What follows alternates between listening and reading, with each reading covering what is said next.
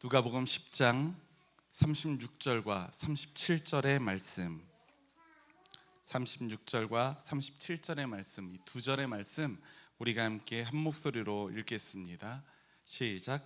너는 이 세 사람 가운데서 누가 강도 만난 사람에게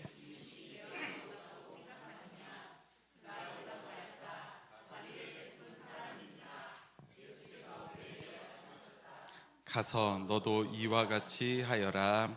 아멘. 아멘. 자, 다시 한번 할렐루야. 네. 오늘도 사랑하는 우리 초록교회 신앙가족들과 한 마음으로 예배하는 이 시간이 저에게는 무척 감격스럽고 행복합니다. 오늘은 부득이한 사정으로 온라인으로 예배에 참여하는 성도 여러분들이 꽤 계신다고 저는 알고 있습니다. 연락도 그렇게 받았고요. 우리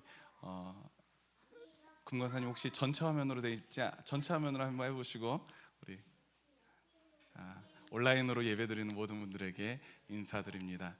원래는 이러지 않지만 오늘은 우리 초록교회의 세우심을 기념하는 날이니까 우리 온라인으로 예배하는 모든 분들도 우리의 한 가족, 한 신앙가족 아니겠습니까? 그분들에게도 인사를 드립니다. 어디에서든 또 어떤 상황에서든 우리가 초록교회 신앙공동체라는 정체성을 가지고 예배할 때에 우리 교회를 통해서 이루어 가실 하나님의 뜻을 깨닫는 저와 여러분들, 우리 모든 성도 여러분들이 되시기를 간절히 소망합니다. 창립기념주일을 맞아서 오랜만에 어린이부와 함께 연합 예배를 드리고 있습니다. 그래서 오늘은 특별히 어린이부 친구들과 예배 시간 전에 몸풀기 친교 게임을 함께 나누었어요. 모두가 재미있었던 시간이었죠. 우리 어린이 친구들 재미있었어요? 어른들하고도 한번 해보고 싶어요? 네. 어른들은 껴주고 싶지 않구나. 네. 나중에 기회 되면 우리 초록교회에서도 우리 어른들도 함께 즐겁게 그 게임을 해도 좋을 것 같다는 생각을 하게 됩니다. 아이들과 선생님들이 너무나도 열정적으로 재미있게 그 시간을 함께 보내는 것을 볼 때에 제 마음속에 그런 생각이 들었습니다. 역시 교회 공동체라는 곳은 견디면서 다니는 곳이 아니구나. 정말 즐겁게 기꺼이 다닐 수 있어야 되는구나라는 생각을 합니다. 행복하게 이 웃음이 필요한 곳이 바로 교회 공동체라는 생각을 하게 되는 거예요. 오늘은 우리 사랑하는 초록교회 신앙 공동체들과 함께 웃으면서 함께 말씀 가운데로 나아갔으면 좋겠습니다. 여러분들 한번 신효선 집사님이 지금 활짝 웃으셨는데 갑자기 또 얼굴을 굳혀졌어. 네. 신 집사님처럼 한번 활짝 한번 웃어보시는데 웃음이 잘 안 나올 것 같다? 그럴 때는 우리 옆에 계신 분들의 얼굴을 보면 웃음이 나올 겁니다. 자, 시작. 웃으면서 한번 안녕하세요 라고 한번 인사해 볼까요? 웃으면서 안녕하세요. 네, 맞아요. 교회 공동체에는 이렇게 활짝 웃는 그 웃음이 필요합니다. 재밌어서 웃는 것도 필요하지만 하나님의 은혜에 감격스러운 그 웃음도 우리에게 필요해요. 우리가 오늘 이 시간 여러분들 웃으면서 기쁜 마음으로 말씀들을 준비되셨죠? 네. 오늘은 제가 특별히 어린이들과 함께하는 이 시간이라서 설교의 본문도 짧았고 우리 설교의 분량도 최대한 좀 간결하게 하려고 노력을 했는데 여러분들도 잘 아시지 않습니까? 설교를 짧게 하는 거에는 제가 은사가 없다는 것을 여러분들 귀담아 들으면서 오늘 이날 주님께서 주신 우리의 말씀을, 주님의 말씀을 마음속에 깊이 새겨놓는 시간이 되었으면 좋겠습니다. 오늘은 우리 초록교회의 생일 13번째 생일입니다. 그리고 우리 감리교단으로 따지자면 환경선교주일로 지키는 날이기도 합니다.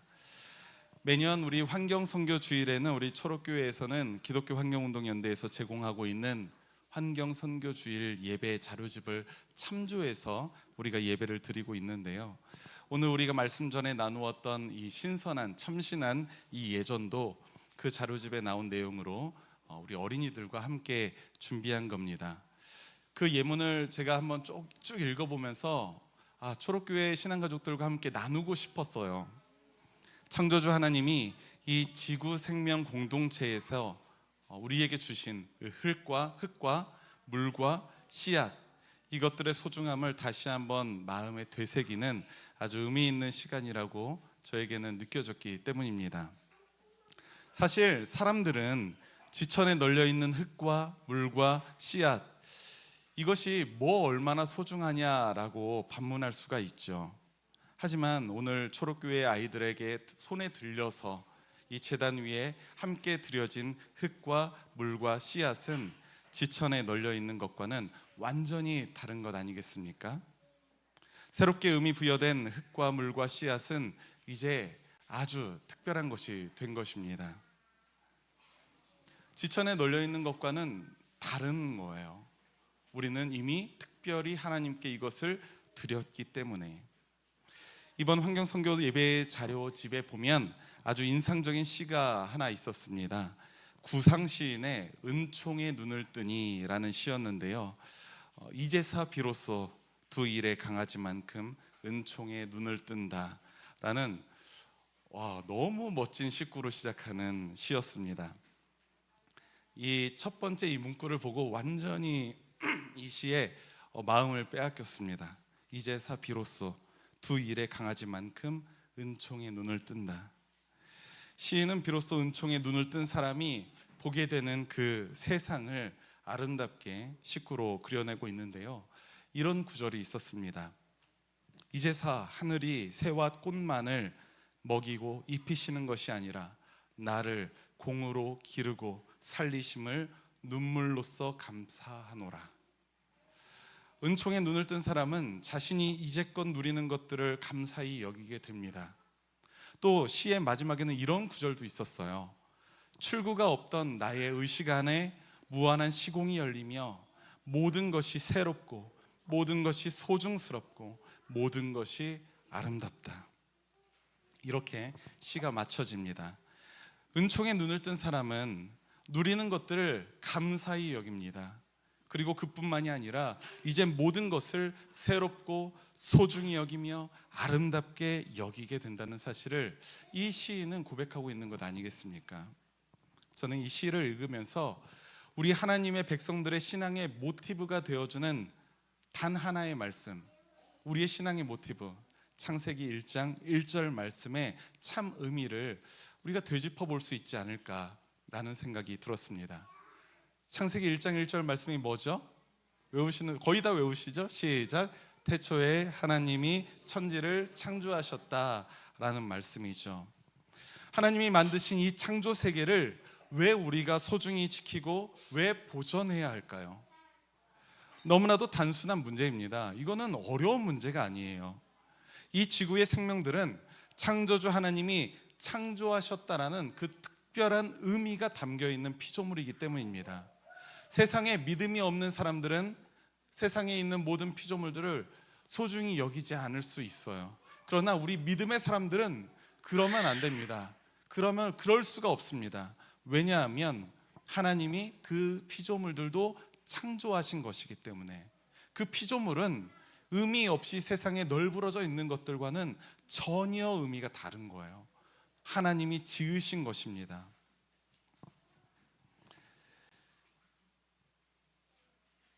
이것은 하나님이 베푸신 그 은총에 눈을 뜬 저와 여러분들과 같은 하나님의 백성들이 깨달아야 할 마땅한 책임이라는 사실도 여러분들 기억하시기 바랍니다.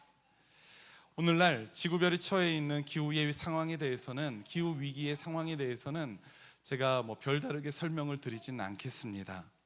이미 수많은 매체들을 통해서 여러분들 기후 위기에 대한 이야기를 많이 들으셨죠. 기후 위기를 넘어서 기후 재난, 기후 재앙으로까지 치닫고 있는 상황을, 그 경고를 여러분들 숱하게 들으셨을 겁니다. 얼마나 위급한지 이 자리에 있는 초등학생 어린이들도 학교에서도 유치원에서도 기후 위기에 대해서는 곳곳에서 교육받고 있어요. 모두 다 알고 있습니다. 하지만 왜 여전히 지구 생명 공동체를 위협하는 이 기후 위기는 멈추지 않는 것일까요? 이 위기는 위기의 이 기차는 왜 멈춰서지 않는 것일까요? 왜 우리의 날씨는 계속 더워지기만 하고, 왜 북극의 빙하는 계속 녹기만 할까요? 또 왜 지구 곳곳에 어떤 곳은 홍수가 일어나고 어떤 곳은 가뭄이 동시에 일어나는 이 회개망측한 일이 일어나는 것일까요? 그리고 큰 산불이 왜 끊이지 않고 발생하는 것일까요? 그 이유를 창조신앙의 관점으로 우리가 한번 해석해 보자면, 세상을 하나님이 창조하셨다는 것을 우리 인간들이 제대로 믿지 않고 있기 때문 아니겠습니까? 그렇기 때문에, 믿지 않기 때문에 창조 세계를 무참하게 파괴하고서라도 경제적인 번영을 우리가 누리는 것에 목을 매달고 있다는 겁니다. 나의 탐욕을 저 창조 세계를 파괴해서라도 나의 탐욕을 채워나가는 것, 이것이 모든 이들의 궁극적인 뜻이 된다는 것이죠. 인간의 탐욕으로 인해서 결국 기후 재난을 겪고 있는 우리 지구별을 생각할 때에 마치 인간이라는 강도를 만난 사람처럼 느껴지기도 했었습니다. 오늘 우리가 읽은 본문 누가복음 10장에서 예수님은 예루살렘에서 여리고로 가던 길에 강도를 만난 한 사람의 이야기를 전하고 계시죠. 거의 죽게 된 채로 길가에 버려진 그 사람을 제사장과 레위 사람이 보게 됩니다. 어떻게 할까요? 이 제사장과 레위 사람은 그 당시에 사람들에게 신망을 받던 사람이었어요. 인정을 받던 사람이었습니다. 그런데 이 제사장과 레위 사람은 어떻게 합니까? 그냥 보고 피하여 지나갑니다. 그를 외면해 버린 것이죠. 지금 곧 죽게 된 채로 버려진 이 사람을 지나쳐 버린 것입니다. 하지만 이어서 지나갔던 이 한 사마리아 사람은 강도 만난 사람을 측은히 여긴다라고 말씀해서 말하고 있어요. 이 측은히 여기는 그 마음에서 그에게 다가가 상처를 치료해주고 여관으로 데려가 돌보고, 또 그 여관의 주인에게 이 사람을 잘 돌보아 주십시오 라고 지불하기까지 합니다. 이 이야기를 마치신 예수님은 누가 강도 만난 사람의 이웃이 되어 주었는가 라고 물으시죠. 거기에 있는 모든 사람들은 알고 있습니다. 레위 사람과 제사장, 그를 보고 지나친 사람이 아니라 이 강도 만난 사람에게 자비를 베푼 이 사마리아 사람이 이 사람의 이웃이라는 것을 알고 있었죠. 그리고 예수님은 말씀하십니다. 가서 너도 이와 같이 하여라. 우리 한번 따라해 봅시다. 가서 너도 이와 같이 하여라. 네, 가서 너도 이와 같이 하여라 라는 말씀으로 이 이야기를 마치십니다. 예수님의 이 말씀은 의미심장하게 들립니다. 예수님은 사람들이 자비를 베푼 사람이 이웃이라는 것을 깨닫는 것에 그치지 않길 바라고 계셨던 거예요. 만약에 그 사람들이 알기만을 바라셨다면, 누가 이 사람의 이웃이었는가 라고 물으시고 사람들이 자비를 베푼 사람이었습니다 라고 하면, 그래 옳도다, 네가 맞다 라고 했을 겁니다. 하지만 예수님은 가서 너도 이와 같이 하여라 라고까지 말씀하세요. 생명을 살리는 일은 깨닫고 알고 배우는 것만으로 완성되는 것이 결코 아니기 때문입니다. 신음하고 있는 그에게 다가가서 선한 이웃이 그랬던 것처럼 상처를 싸매주고 아픔을 돌보아주는 그런 구체적인 행동이 필요하다는 사실을 그 누구보다 예수님은 잘 알고 계셨고요. 예수님을 따르는 사람이라면 그것을 같이 행하여 나가는 것을 예수님은 바라셨기 때문입니다. 마찬가지로 지금도 오염과 파괴로 신음하고 있는 지구별의 생명체들을 한번 생각해 보십시오. 그 생명들을 살리기 위해서 깨닫고 알고 배우는 것을 넘어 어떠한 구체적인 행동이 필요하지 않겠습니까?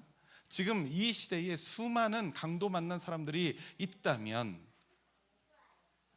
이 창조세계, 아름다웠던 창조세계, 그렇지만 하나님이 만드셨던 그 창조세계에서 점점 멀어지고 있는 이 파괴되어 가고 있는 이 창조세계가 바로 그러한 강도 만난 사람 중에 하나 아니겠습니까? 그렇다면 우리는 그들에게 다가가 선한 이웃이 되어줘야 될 줄 믿습니다. 인간이라는 이 강도를 만난 지구별의 수많은 생명들에게 바로 저와 여러분들, 우리 초록교회 신앙 공동체가 상처와 아픔을 돌보아주는 선한 이웃이 되어야 한다는 사실입니다. 사랑하는 우리 초록교회 신앙가족 여러분, 저는 언제든 저의 소속을 밝히는 일이 있을 때 이렇게 소개를 하곤 합니다. 안녕하세요, 초록교회를 섬기고 있는 하수강 목사입니다 라고 소개를 해요. 그럴 때 제가 가장 많이 듣는 질문 중에 하나가 질문이라기보다는 얘기 중에 하나가 이겁니다. 교회 이름 참 이쁘네요 라고 이야기해요. 제가 가장 기분이 좋아지는 때이기도 합니다. 저는 우리 초록교회의 이름이 오해의 여지가 있는 파란 교회나 빨간 교회가 아님을 늘 감사하고 있습니다. 진심으로. 노란 교회도 좀 문제가 되고 있겠죠. 저는 우리 초록교회가 초록교회여서 너무나도 감사해요. 동시에 초록교회를 섬기면서 어떠한 신앙적인 책임을 느끼기도 합니다. 이 이름에 주어진 어떠한 책임감이 저에게 느껴지는 겁니다. 그 이유는 이 초록색이 생명과 창조를 상징하는 색깔이기 때문에 그렇습니다. 성령 하나님께서는 우리가 초록교회 공동체에 속해 있다면 사사로운 이익이 아니라 생명을 살리는 일을 지향해야 한다는 것을 이 이름을 통해서 우리에게 정체성으로 알려주시는 것 아니겠습니까? 지금도 아파하고 있는 지구생명 공동체는 우리와 동떨어져 있는 곳이 결코 아니에요. 우리 초록교회 신앙 공동체 또한 그곳에 포함되어 있습니다. 기후재앙이 찾아와서 마침내 지구생명 공동체에 그곳에서 인류가 소멸되는 그 날이 온다면 어쩌면 그 날이 한국 교회의 종말이 될 수도 있다는 사실을 우리가 꼭 기억해야 될 줄 믿습니다. 그만큼 지구 생명을 살리기 위한 우리들의 구체적인 행동은 정말로 시급한 문제라는 겁니다. 주저할 수 없는 문제라는 겁니다. 우리 성도 여러분, 우리 교회의 이름값 하면서 우리 신앙생활 했으면 좋겠습니다. 아멘. 우리 교회의 이름이 뭐라고요? 맞아요. 초록교회로 우리 주님께서 세우셨습니다. 생명을 지향하고 창조의 신앙을 지향하는 초록교회인 것입니다. 고속도로를 달리다 보면 몇 년 전 산불에 초록빛을 잃었던 우리 지역에 있는 산들을 종종 보게 되지요. 시간이 흘러서 이제는 희망이 없어 보였던 그 산에도 초록빛깔이 이제는 올라오고 있지 않습니까? 저는 그곳에서 생명의 경이로움을 체험하게 됩니다. 그 생명의 경이로움은 우리에게 멀지 않은 거예요. 우리 주변에서 새로운 생명들이 계속해서 자라납니다. 이 얼마나 놀랍고 감사한 겁니까? 바라기는 신앙생활을 하며 하나님의 은총에 눈을 뜬 우리 초록교회 신앙 공동체가 창조주 하나님의 청지기의 사명을 충분히 감당해 내시기를 간절히 소망합니다. 아멘. 그래서 잿빛 매연과 황색 미세먼지로 가득한 이 세상 속에서도 초록빛깔 생명의 영역을 점점점 확장시켜 가시는 우리 거룩한 하나님의 백성으로 살아가시는 우리가 되기를 주님의 이름으로 축원합니다. 아멘. 우리 함께 기도하겠습니다. 생명의 근원이 되시는 하나님 아버지 감사합니다. 13년 전 청곡동 언덕에 우리 초록교회를 세우시고 잿빛으로 가득한 이 땅에서 생명의 빛깔, 창조의 빛깔을 전하는 사명을 맡겨주심을 감사합니다. 오늘날 우리는 기후위기 속에서 고통받고 아파하고 있는 피조물들을 보게 됩니다. 지구의 생명들이 하나 둘 소멸되어가는 모습이 창조주이신 하나님에게 어떻게 느껴지실까 생각해 봅니다. 우리를 죽기까지 사랑하셨던 것처럼 모든 생명을 아끼시는 주님의 마음에 우리도 함께 공감하길 소망합니다. 창조주의 은총에 눈뜨게 하시고 우리 더불어 살아가는 지구생명 공동체의 그 소중함을 깨달아 알며 우리의 손과 발로 일하고 피조물들의 선한 이웃으로 살아가는 우리 초록교회 신앙 공동체 되게 하여 주옵소서. 주님이 맡기신 청지기의 사명을 기꺼이 감당하길 소망하오며 우리 주 예수 그리스도의 이름으로 기도합니다. 아멘.